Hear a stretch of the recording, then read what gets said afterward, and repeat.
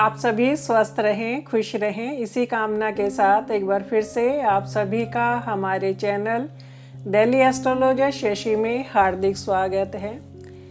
आज हम चर्चा करेंगे लोहा, steel, oil, machinery, factory, labour संगठन, मजदूर संगठन के नेता छायापुत्र शनि जो 11 मई 2020 से वक्री चलते हुए 29 सितंबर 2020 को सुबह 10:44 पर मार्गी हो गए हैं। तो आज हम चर्चा करेंगे मेष राशि से लेकर के मीन राशि तक मार्गी शनि के क्या परिणाम रहेंगे। आइए अब एक नज़र डालते हैं सिंह राशि वालों के लिए मार्गी शनि के क्या परिणाम रहेंगे। सिंह राशि वालों का शनि छठे और सातवें भाव के स्वामी होकर के सातवें भाव में ही स्थित है। सातवां भाव रोग, बीमारी, शत्रुओं के लिए देखा जाता है। तो इस समय पर आप अपने स्वास्थ्य का थोड़ा ध्यान रख करके चलें, क्योंकि शनि की तीसरी दृष्टि आपके 8वें भाव पर जा रही है और 8वें भाव में वक्री मंगल भी स्थित हैं। तो जब भी इस प्रकार के योग बनते हैं तो ये मल द्वार से संबंधित परेशानी दे जाते हैं और कई बार ऑपरेशन कराने तक की नौबत भी आ जाती है। तो इस समय पर अपने स्वास्थ्य का ध्यान रख करके चले, लापरवाही नहीं करें। यदि आप थोड़ी सी भी लापरवाही करेंगे तो वो आपके लिए अच्छा नहीं रहेगा। यदि आप थोड़ी भी सावधानी बरतेंगे तो फिर ज़्यादा टेंशन लेने की आवश्यकता नहीं है। आइए अब देखते हैं सातवें भाव के स्वामी अपने ही भाव में स्थित होकर के क्या परिणाम देंगे। सातवें भाव के स्वामी छठे भाव में स्थित है, अपने से 12वें भाव में स्थित है, लेकिन अपनी ही राशि में स्थित है। तो जब भी कोई भी ग्रह अपनी राशि में स्थित होता है तो दोनों भाव को ही बल प्रदान करता है।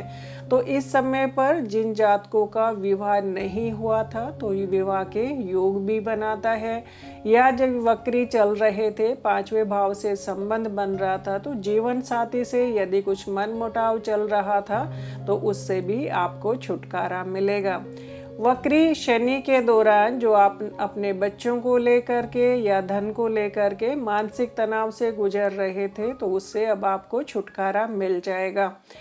शनि के दौरान क्योंकि छठा भाव शत्रुओं के लिए भी देखा जाता है, कंपटीटर के लिए भी देखा जाता है, तो छठा भाव जितना भी स्ट्रांग होता है कंपटीटर थोड़े से ज़्यादा हो जाते हैं।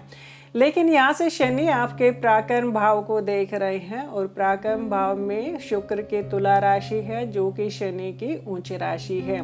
तो यहाँ से शनि अपनी उच्च राशि को देख रहे हैं। तो शनि महाराज कहीं ना कहीं आपको संकेत दे रहे हैं कि पराक्रम करिएगा, अच्छी प्लानिंग कीजिएगा तो शत्रु तो वैसे ही डिफीट हो जाएंगे। क्योंकि जब भी हम पराक्रम करते हैं, अच्छे से प्लानिंग करके चलते हैं तो शत्रु कहीं ना कहीं वैसे भी कम हो जाते हैं। क्योंकि सबसे बड़ा शत्रु तो हम खुद ही होते हैं। यदि आलस में बैठे रहते हैं, सोचते रहते ऐसा करेंगे वैसा करेंगे, लेकिन जब तक मेहनत नहीं करते हैं तो बिना मेहनत के तो हमें कुछ भी नहीं मिलता है। छठे भाव में स्थित होकर के शनि आपके 12वें भाव को भी देख रहे हैं। 12वां भाव खर्च के लिए भी देखा जाता है, लेकिन वहां पर चंद्रमा की राशि है तो खर्च आपके कम ही होंगे, खर्च ज़्यादा नहीं होंगे। खर्चों पर कमी आएगी। यात्राओं के योग बन रहे हैं, यात्राओं पर थोड़ा खर्च बढ़ सकता है, लेकिन यदि हम घूमने फिरने जाएंगे तो वहाँ पर खर्च तो होता ही है, वो तो कुछ इतना ज़्यादा टेंशन लेने की आवश्यकता नहीं है। बस बीमारी पर खर्च नहीं होना चाहिए, बाकी तो धन आए, अच्छे कार्य में खर्च हो तो उसकी कोई टेंशन नहीं लेनी चाहिए। तो इस समय पर यदि हम शनि की बात करें तो यदि आप पराक्रम करेंगे, क्योंकि 2023 में शनि आपके 7वें घर में ही स्थित हो जाएंगे, 7वें घर में स्थित होकर के शश योग बनाएंगे। तो नेटशल में यदि हम बात करें इस समय पर आपका किया गया पराक्रम आगे आपको अच्छे ही परिणाम देगा। क्योंकि शनि 7वें घर में स्थित होकर के दिग्बल भी प्राप्त करेंगे और अपने कुंभ राशि में स्थित होकर के शश योग भी बनाएंगे। तो इस समय पर एक चैलेंज के रूप में लीजिएगा, इस समय को टेंशन मत बनाइएगा, क्योंकि टेंशन बनाने से तो हमें कुछ मिलता नहीं है। एक चैलेंज के रूप में लीजिएगा। वैसे भी सिंह राशि वालों की चैलेंज एक्सेप्ट करने की क्षमता भी होती है। तो इस समय पर जो भी आप अपने कार्य क्षेत्र में उन्नति प्राप्त करने के लिए पराक्रम करेंगे तो वो परिणाम आपको अच्छा ही मिलेगा। छठा भाव जब भी बली होता है, तो वैसे छठे भाव में जब भी अशुभ ग्रह स्थित होते हैं तो रोग बीमारी को खत्म करते हैं, लेकिन अपने ही राशि में शनि स्थित है और शनि को कहीं ना कहीं रोग बीमारी के लिए भी देखा जाता है। तो इस समय पर हमें सावधानी बरत लेनी चाहिए। सावधानी बरतने में हमारा कुछ नुकसान नहीं होता है और लापरवाही करने में कई बार थोड़ा नुकसान हो जाता है। तो इस समय पर क्योंकि आपके मंगल का भी थोड़ा सा इसमें प्रेडिक्ट कर देते हैं, आपके मंगल आपके सेकंड हाउस को भी देख रहे हैं और सेकंड हाउस खान पान के लिए देखा जाता है। मंगल को नॉन वेज के लिए, स्पाइसी फूड के लिए देखा जाता है। तो इस समय पर जितना आप अपना सात्विक फूड लेंगे, सात्विक खाना खाएंगे, उतना ही आपके लिए अच्छा रहेगा। सादा भोजन खाने से आपको जो मल द्वार से संबंधित बीमारी होने का भी इसमें एक जो योग बन रहा है, तो उससे भी आपको छुटकारा मिल जाएगा। थोड़ी साधना कीजिएगा, अच्छे से पॉजिटिव रहिएगा। जितना हम पॉजिटिव रहते हैं उतने हमें बीमारियों से छुटकारा मिल जाता है। पराक्रम कीजिएगा। घूमने फिरने के भी योग बन रहे हैं, लेकिन जब भी समय को देखा जाता है, समय के अनुसार यदि हम डिसीजन लेते हैं तो वो हमारे लिए अच्छा रहता है। तो जब भी घूमने फिरने की बात करें, आजकल कोविड-19 का भी बहुत ज़्यादा केसेस बढ़ ही रहे हैं, तो सावधानी पहले है, क्योंकि सावधानी हटी दुर्घटना घटी। सावधानी रखिएगा, बाकी टेंशन लेने की आवश्यकता नहीं है। थोड़ी सी मेहनत की डिमांड है, मेहनत करिएगा, अच्छे से प्लानिंग करिएगा, बाकी सब अच्छा ही है।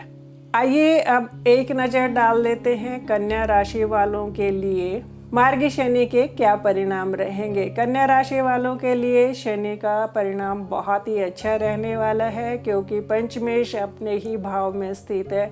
5वां घर संतान के लिए देखा जाता है, तो जो जातक संतान प्राप्ति के लिए प्रयासरत थे तो उनको सफलता मिलेगी। संतान प्राप्ति के योग बन रहे हैं। 5वां घर हमारा इमोशन के लिए भी देखा जाता है, तो बच्चों से हमारा इमोशन बढ़ेगा। 5वां घर बुद्धि के लिए देखा जाता है, तो बुद्धि भाव के लॉर्ड अपने ही भाव में स्थित होकर के आपकी बुद्धि में भी वृद्धि करेंगे। 5वां घर इमोशन के लिए भी देखा जाता है, प्रेम प्रसंग के लिए भी देखा जाता है। तो यदि आपकी लाइफ में कोई आपका प्रेमी कोई है और यदि अब आप चाहें कि उस रिश्ते को एक नाम दे दिया जाए, उनसे विवाह कर लिया जाए, तो ये समय अच्छा है। अपने घर परिवार में यदि आप चर्चा करेंगे तो विवाह के योग भी बनते हैं।